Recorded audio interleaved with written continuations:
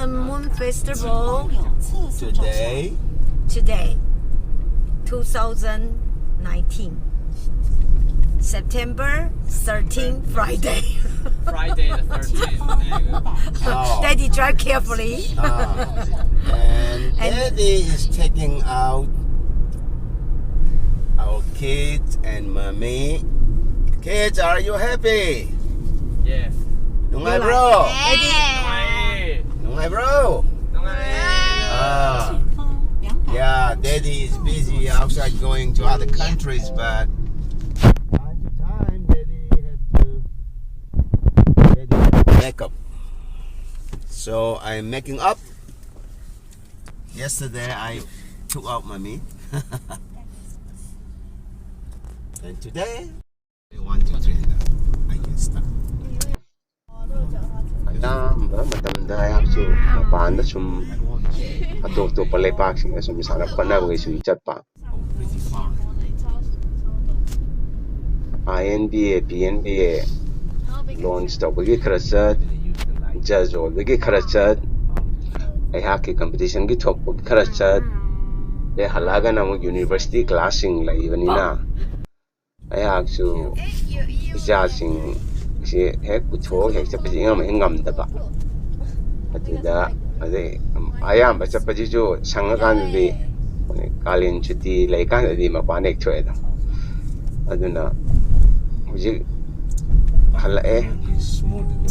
halakpa matam jida hek putho pi bane hujik chali jina koi gi aching manungda leiba koi turel amkhakta angang singji iroi basana ningi kolena haibadu putok pi bane lambi si yam nungai koi gi sa Taiwan da tawrisi moi leingakna yamna phajana sembi haitare lambi je chit nan ko adoga nakan da su turen thangba nakan ji da su koi gi koi sambal haigatra fencing je moi ling je phajana thambi ba September gitang Taiwangum doi Taiwan da Chinese singgi oina Autumn Festival Moon Festival haina angnap di pangthue koi chu icha sing bem bong nanau ani akoi manga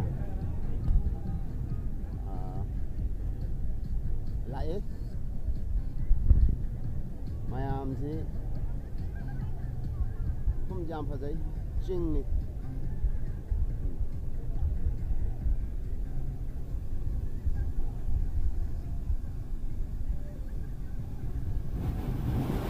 ayam ji loina barbecue tawdana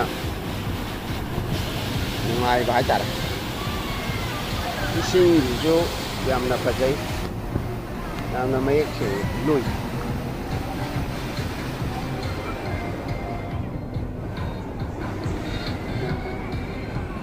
ngasi hayeng hanki pauja dum barbecue lo den ni mayam moi western cambodia am yaw ra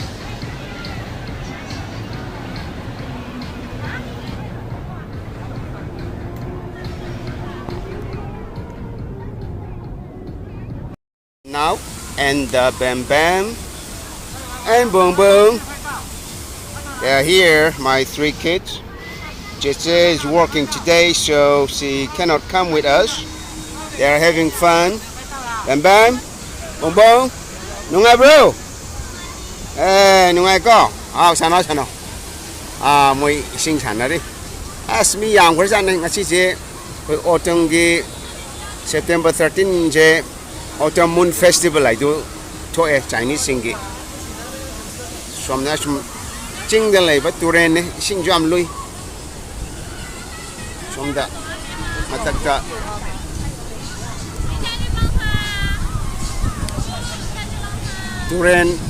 turen mami ga ai gana moina sana ba ji yengi sinai sing chai bi yam pa jai apam je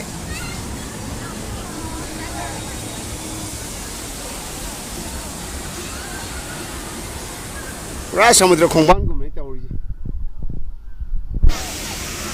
photo ga konana tharage Facebook ta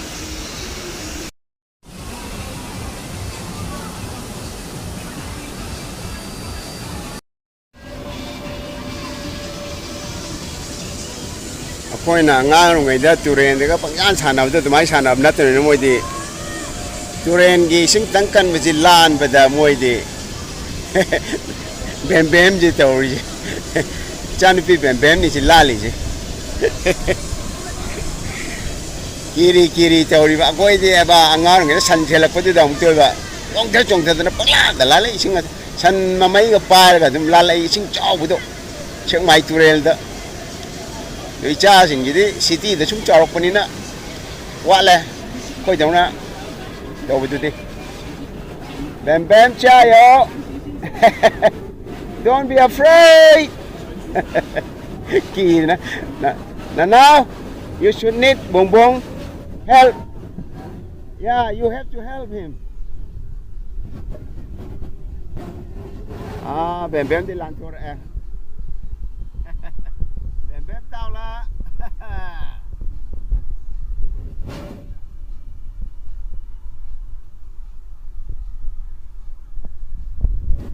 nó bùng bùng sầm cái làn đi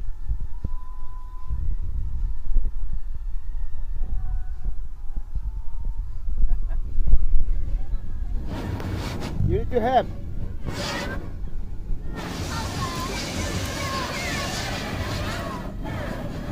scare A little bit.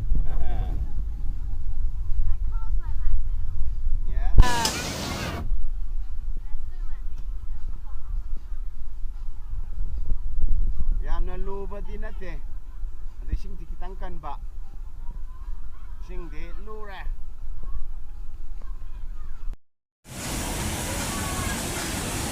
Lansore. Mamiga bembenga na sunda ngai di.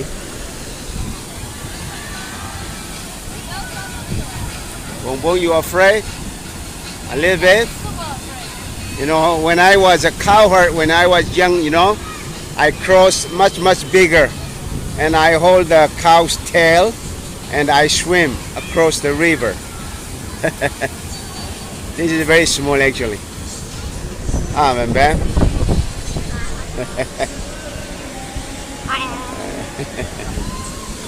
They are happy.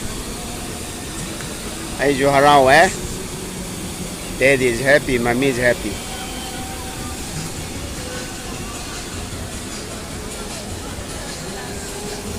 Everyone seems to be happy here.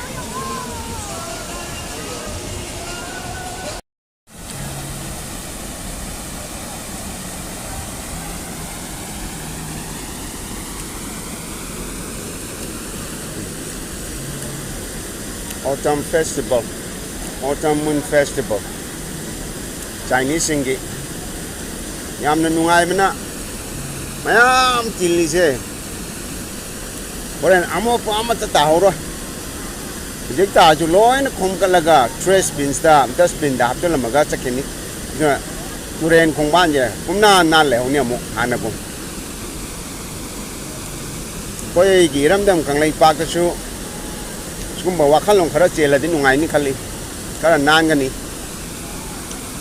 mahausa gi oinadi ka sun mop na te ba khoi Eramdam Kangleipak se ayu ba khoi mina wolan ba hai tare mayum da hanna ba yara khoi ju icha sing ka khale moi ju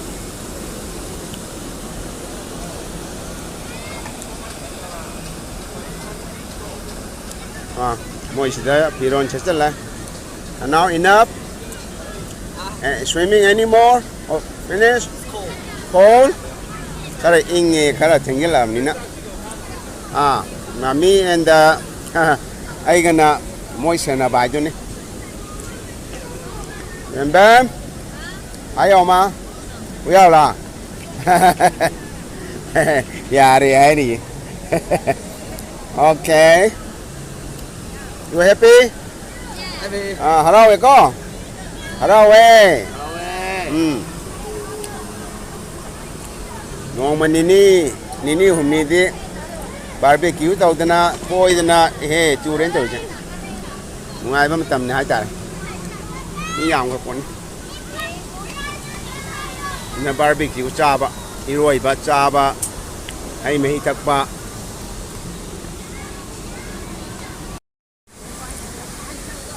mayam ji loina chatpa haunare ado ujik swai leramba mayam do se amot pa amata ta hodre loina moi khungal laga loina hundok kiba e mai poching je loina khungal laga phajana pura chakiba amot pa sing duna moina dustbin da trash bin da hundok ka daini